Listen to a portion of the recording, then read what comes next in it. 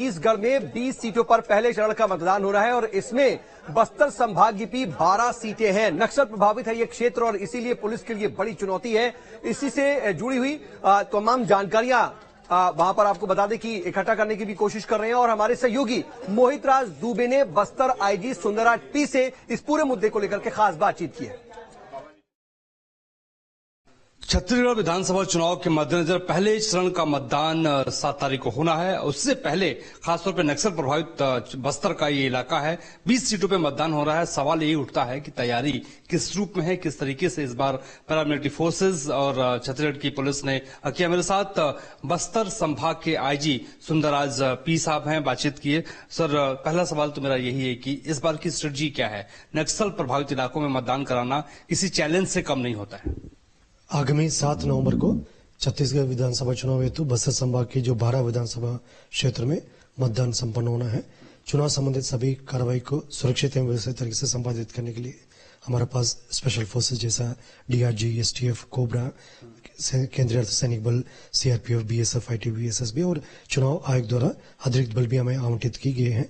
इन सभी सुरक्षा बल को लेकर लगातार मतदान केंद्र से लेकर जो सड़क मार्ग और सीमावर्ती इलाका में भी ऑपरेशन जारी है। खासतौर पर महाराष्ट्र, तेलंगाना, आंध्र प्रदेश और उड़ीसा का हमारा सीमा लगते हैं, उनकी स्पेशल फोर्सेस भी अपना अपना क्षेत्र में ऑपरेशन कर रहे हैं और मतदान के केंद्र के दृष्टिकोण से 600 से अधिक मतदान केंद्र को नक्सल पॉइंट ऑफ व्यू से हाई सिक्योरिटी जोन मानते हुए उधर स्पेशल फोर्सेस के अलावा सेंट्रल आर्म्ड पुलिस फोर्सेस भी तैनात की जा रही है और अन्य मतदान केंद्र में भी केंद्रीय अर्धसैनिक बल तथा स्थानीय पुलिस भी तैनात होकर मतदान केंद्र में आने वाला मतदाता को एक सुरक्षित वातावरण देने के लिए हमारा पूरा एक सिक्योरिटी डिप्लॉयमेंट प्लान है। उसी हिसाब से संपूर्ण हमारा तैयारी हो चुकी है। सुरक्षात्मक कारण से लगभग 150 से अधिक मतदान दल को हेलीकॉप्टर के माध्यम से भी मतदान केंद्र तक पहुंचाई जा रहा है। ये कार्रवाई भी अभी पैरेलली चल रहा है और इस प्रकार हमारा एक कॉम्प्रिहेंसिव सिक्योरिटी डिप्लॉयमेंट प्लान सब तैयार होकर अभी एग्जीक्यूट की जा रही है। उम्मीद है मतलब इस बार मतदान संबंधित सभी कार्रवाई काफी अच्छे तरीके से कंप्लीट होगा। जिस सवाल पूछूंगा, क्या आप लोगों को आशंका है कि या कोई ऐसे इनपुट्स हैं कि नक्सली हमला कर सकते हैं पोलिंग बूथ के ऊपर और जो आपकी जो चुनाव अधिकारी गए हैं या मतदाताओं पर क्या हमला कर सकते हैं? कोई ऐसा इनपुट है आप लोगों के पास? नहीं, जैसा स्पेसिफिक इनपुट की होना या नहीं होना उसके अलावा जो क्योंकि सीपीएम संगठन का जैसे मैंने पहले भी बताया था उनका हिंसात्मक गतिविधि में उनका विश्वास रहते, उनका जो चुनाव प्रक्रिया या बैलेट सिस्टम उनका विश्वास नहीं रहते, इसलिए इस दौरान उनके लिए काफी एक बड़ा टारगेट बेस रहते हैं।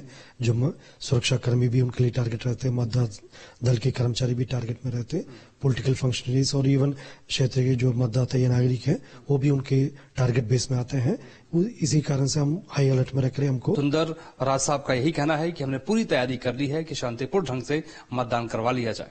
हमारे सहयोगी संदीप लोहिया के साथ मोहित राज दुबे, न्यूज स्टेट, मध्य प्रदेश, छत्तीसगढ़।